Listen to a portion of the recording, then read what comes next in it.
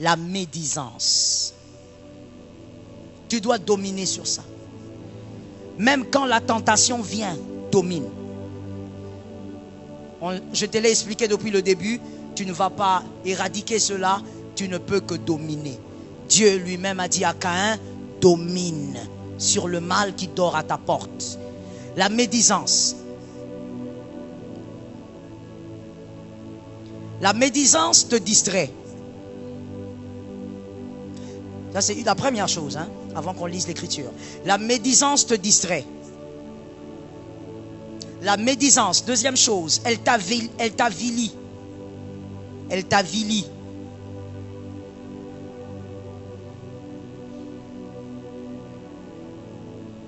Elle t'avilit, c'est la deuxième chose.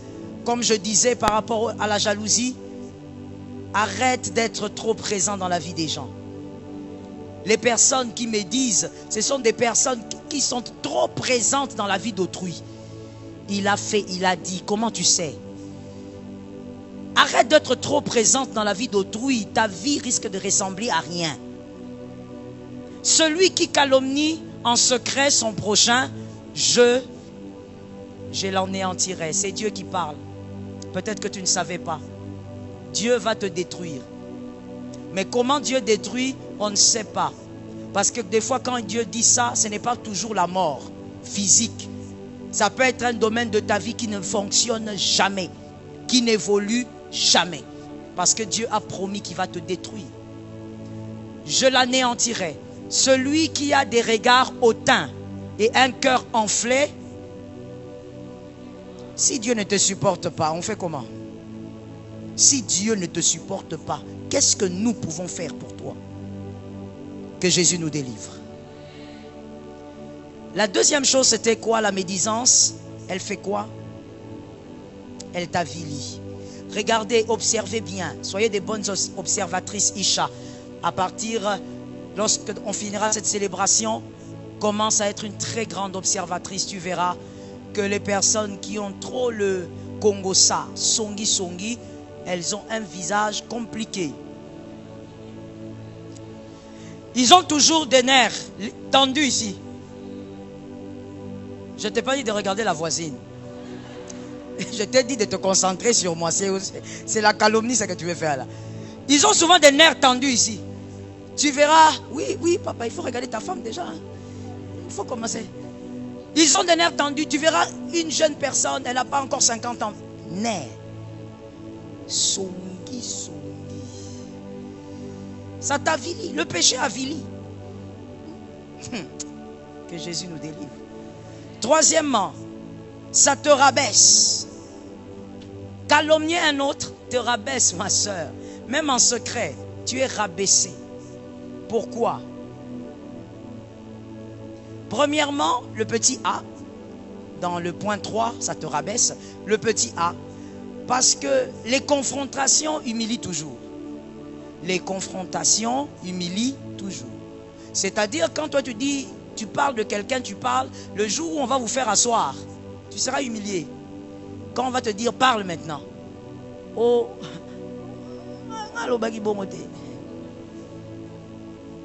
tu sais non comment tu parles? Tu as dit que Hélène avait dit ça à Martine. Non, moi j'avais pas dit ça. Moi, tu commences à bégayer. Tu es humilié, non? Pourquoi ça, ma soeur? Domine. Non, je n'ai pas entendu. Je dis, je sais que surtout avec les réseaux, beaucoup de personnes, beaucoup de Isha sont devenus des Songi. Tu parles même de quelqu'un que tu n'as jamais vu en face. Même une minute, tu n'as pas été avec elle à cause des réseaux. Oui, c'est vrai. Moi aussi, tu avais vu quoi? Ça te rabaisse. Petit B, ça te rabaisse encore pourquoi? On n'est jamais plus haut que celui qu'on calomnie. Jamais. Celui que tu calomnies sera toujours plus haut que toi. Parce que celui qui parle des autres est toujours plus bas que ces autres.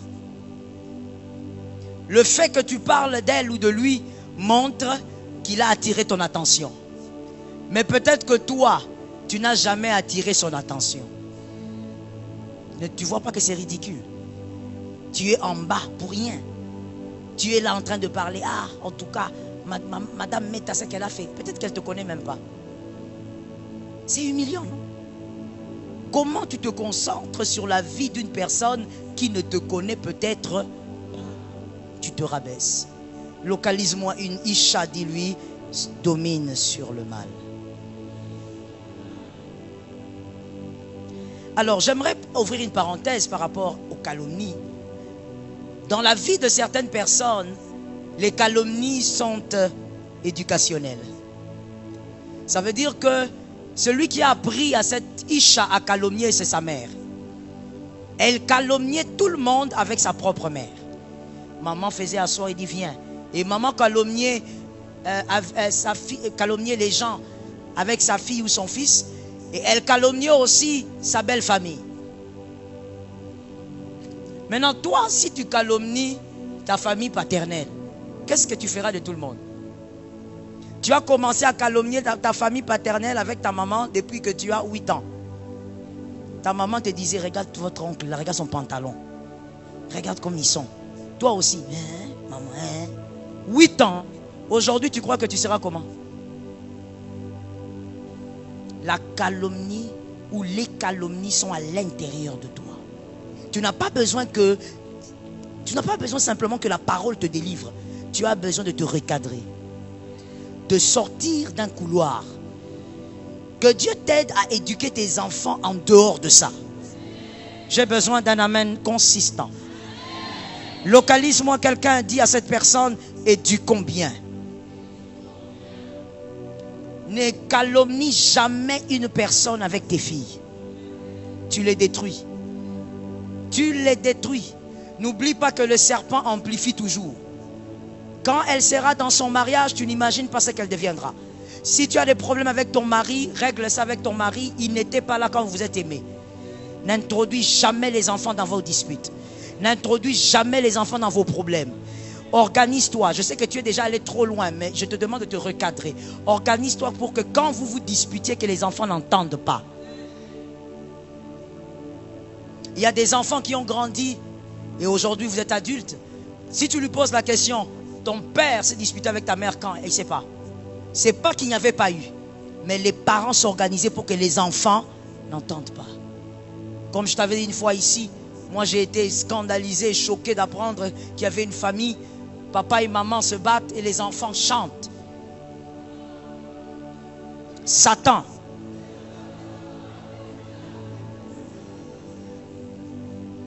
J'ai failli m'évanouir ce jour-là. J'ai dit quoi? Et puis c'était tout petit, hein? Tout petit, en train de crier. Satan. Ils invoquent le diable dans la maison. On peut en rire, mais c'est une invocation. Il n'y a aucun démon qui vient dans une vie sans appellation. À moins qu'une porte soit ouverte. Et même la porte, c'est une appellation. Donc, ou une invitation. Donc, les enfants invoquent le diable. En dehors du fait que c'est pas... Comment le dire? C'est immoral. Mais en dehors de ça, il y a une invocation mystique. Mais tout le monde trouve ça normal. Les enfants en train de chanter. Satan, côté là. Et les parents se battent. Donc, au fait, le diable est entré, quoi. Mais imaginez-vous un garçon qui a grandi dans ça. Il te battra. Même quand tu ne fais rien, c'est en lui. Il va te battre. Même pour le sel qui manque, il te tapera. Il ne connaît que le langage des coups. Généralement, l'être humain calomnie ce qu'il est incapable d'atteindre. Alors, domine sur les calomnies, parce que calomnier celui-là révèle que tu es incapable d'être comme lui. Tu es incapable d'atteindre ce qu'il a été capable d'atteindre. Tu es incapable d'avoir ce qu'il a. Domine sur cet esprit de calomnie. Soyez humble pour comprendre que tout ne se comprend pas. Ça requiert de l'humilité. Soyez humble pour comprendre que tout ne se comprend pas. Non, comment est-ce qu'elle a fait pour avoir cette voiture-là? Tu n'es pas obligé de comprendre. Pourquoi tu es obligé de comprendre? C'est ta sœur dans le Seigneur, ce n'est pas ton esclave. Non, mais comment elle a fait? Elle n'a que 22 ans. Et alors? Je t'ai dit tout à l'heure, ta vie n'est pas le modèle parfait. Si toi, à 22 ans, tu courais derrière les hommes, tout le monde ne court pas derrière les hommes à 22 ans. C'est important. Sois capable de comprendre que dans la vie, tout ne se comprend pas.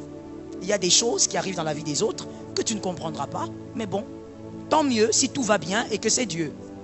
Est-ce que quelqu'un m'entend? Arrête de médire. La compréhension de tout est une impossibilité pour le cerveau humain.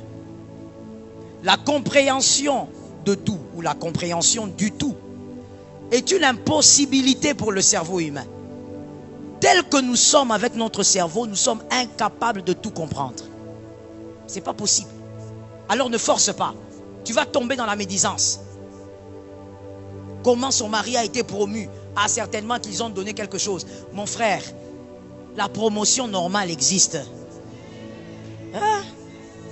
Ma soeur, la promotion logique normale. Je suis en train de guérir une Isha, aide-moi à donner un amen normal. Non, comment il a fait? Moi, je suis passé par là, ça n'a pas marché. Mais c'est toi. Là où toi tu passes et ça ne marche pas, l'autre peut passer et ça marche gravement. Est-ce que quelqu'un m'entend? Lève ta main droite, dis avec moi, Seigneur, aide-moi à dominer sur le mal.